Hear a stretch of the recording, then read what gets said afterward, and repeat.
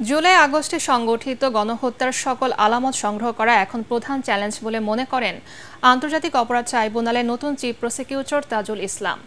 সকালে ট্রাইব্যুনালে যোগ দিয়ে সাংবাদিকদের তিনি এই কথা জানান। তিনি বলেন, গণহত্যার দায়ে প্রধান অভিযুক্ত সাবেক প্রধানমন্ত্রী শেখ হাসিনা সহ বিদেশে পালিয়ে যাওয়া সকল আসামিকে দেশে ফিরিয়ে আনার প্রক্রিয়া শুরু করা হবে। আরও জানাচ্ছেন হুমায়ুন চিশতি।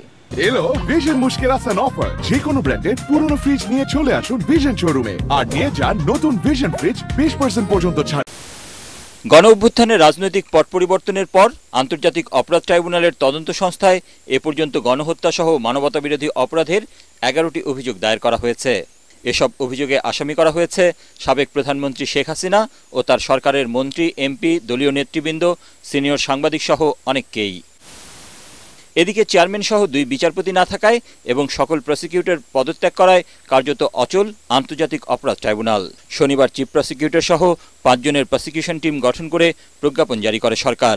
রোববার কাজে যোগ দিয়ে নতুন চিফ প্রসিকিউটর বলেন, জুলাই আগস্ট গণহত্যায় জড়িত সকলের বিচার নিশ্চিত করা হবে। এমন বিচার করা হবে যাতে সব পক্ষের কাছে তা গ্রহণযোগ্য হয়। তিনি বলেন, তদন্তকালে আসামিদের গ্রেফতার করার আবেদন করা হবে। আসামিরা এখনও সবাই পলাতক এবং প্রধান আসামিগণ অনেকেই দেশত্যাগ করেছেন, দেশত্যাগের চেষ্টায় আছেন।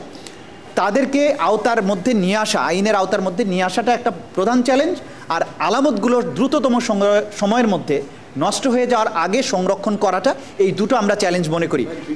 এই অপরাধগুলোর মাত্রা এতটাই ভয়াবহ যে তদন্তকালীন সময়ে তাদের আসামি যারা হবেন তাদের গ্রেপ্তার করার প্রয়োজন হবে। নিশ্চয়ই আমরা এই পারপিট্রেটরদের গ্রেপ্তার চাইব। চিফ প্রসিকিউটর বলেন, অতি দ্রুত ট্রাইব্যুনালের বিচারপতি নিয়োগ দেওয়া হবে। এক্ষেত্রে যাদের নিরপেক্ষ অবস্থান রয়েছে তাদের বিচারক হিসেবে নিয়োগ দেওয়া নিশ্চিত করা হবে। সরকারের পক্ষ থেকে এই নিয়োগগুলো দেওয়া হবে এবং আমরা খুব দ্রুততম সময়ের মধ্যেই ফুল সুইং আমাদের তৎপরতা শুরু হয়ে যাবে।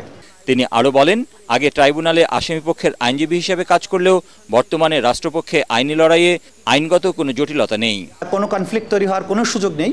2014 সালের পরে আমি ডিফেন্সের কোনো মামলাতে এই ট্রাইব্যুনালে আসিনি এবং এই মুহূর্তে ট্রাইব্যুনালে যত মামলা চলমান আছে তার কোনোটার সাথে আমার কোনো সম্পৃক্ততা নেই। 29 জন সিনিয়র সাংবাদিককে আসামি করার বিষয়ে চিফ প্রসিকিউটর বলেন, যাচাই বাছাই করে তাদের বিষয়ে আইনি পদক্ষেপ নেওয়া হবে। হুমায়ুন চিশতি, এটিএন বাংলা, ঢাকা।